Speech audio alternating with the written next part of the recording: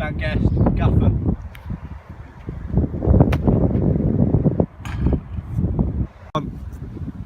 Connor Brewster, winger.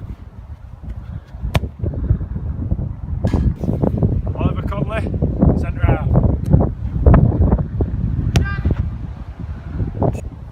Jack Butterley, striker.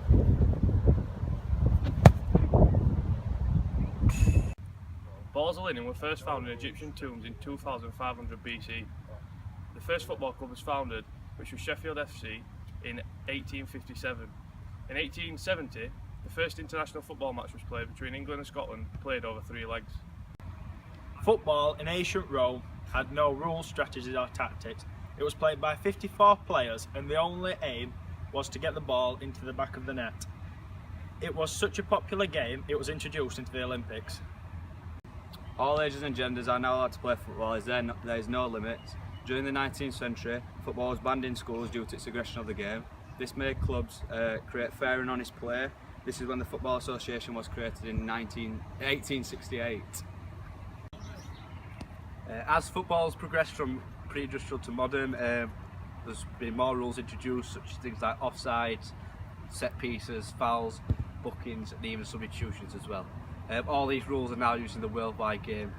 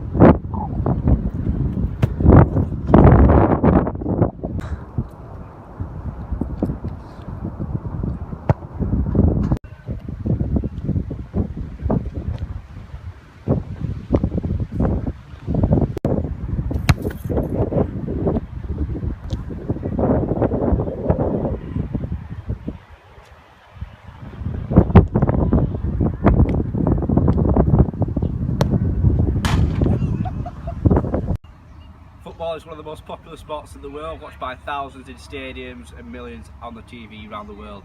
Countries such as England and Spain have it as their national sport.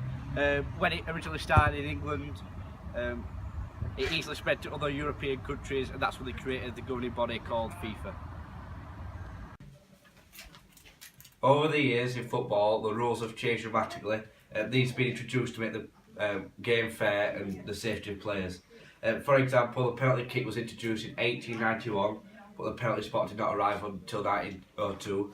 During that period before the penalty spot was introduced, there was a penalty line which ran parallel but 12 yards away from the goal line.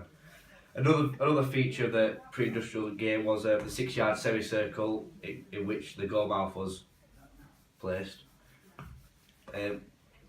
This was replaced again in 1902 by a rectangular box. The D marking 10 yards from the penalty spot did not arrive until 1937. Prior to that, opposing players could stand anywhere along the 18-yard line while a penalty was being taken. Back in 1902, this yellow line that surrounds the goal is what the 6-yard box used to be like. Basically, the reason why this got changed is because it was unfair. So when goalkeepers took goal kicks, they could take it from any place around it.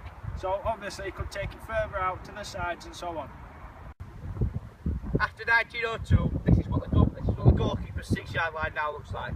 It's a lot more rectangular, make it a lot more fair, so they can only take it from a certain 6 yards out.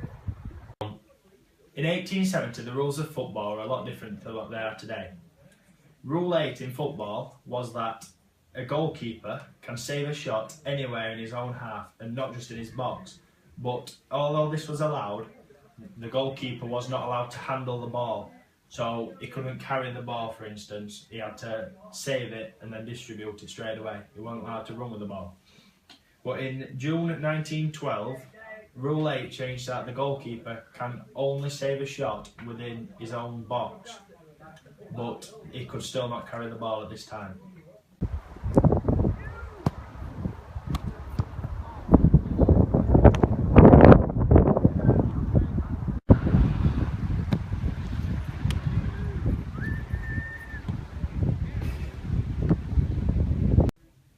days of football around the 19th century, there was no offside laws, only two opposing laws.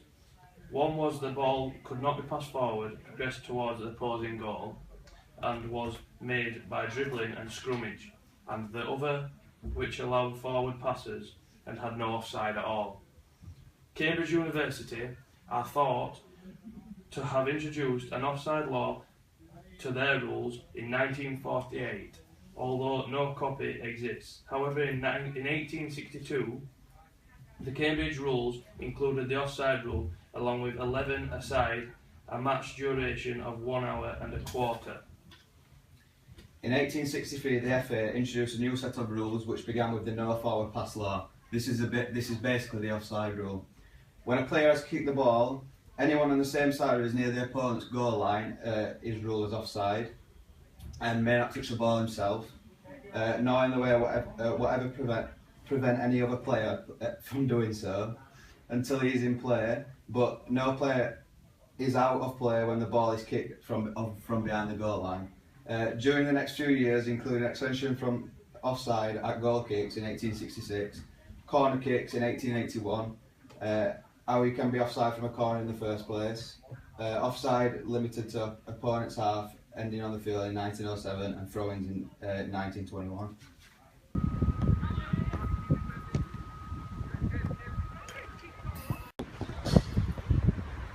Offside!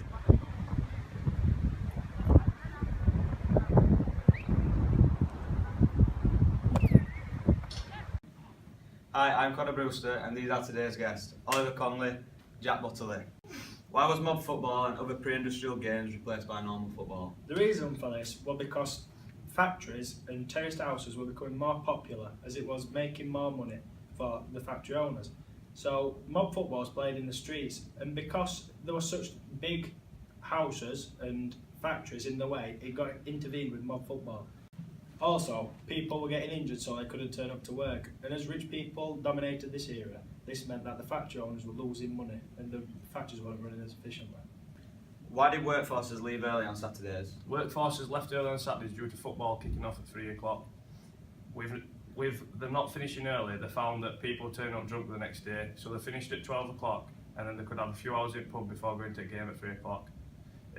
It's also now followed on that 3 o'clock games cannot be televised due to the blackout law that was invented in pre-industrial times. Like mob football, there was a pre-industrial game called Calcio Storico. This was containing 54 players and it also had 4 teams, 27 players each team and 4 referees. It was played in pre-industrial times, but it's now on a rare basis in Fiorentina because obviously football's been involved, so a lot of people play that instead. Sports like mob football required a big open space, that's why they're only played on a very rare occasion because things like factories, houses, flats are all in the way, so there's no space to play.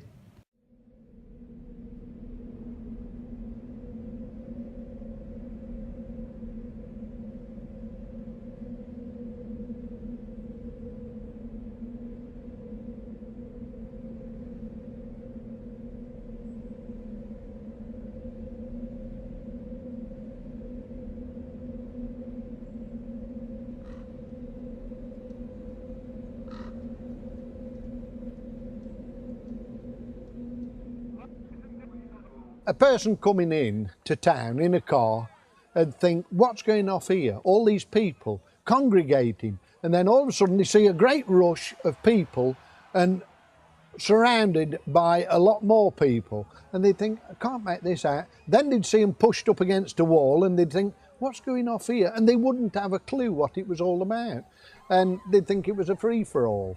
That's what they'd think. But you know, when you've been brought up round here, you know exactly what it is. So, as I say, there's no rules. The only rule as I know of is bang the ball 3 times at the plinth, you know, at the goal. That's all they can do. So there's no other rules.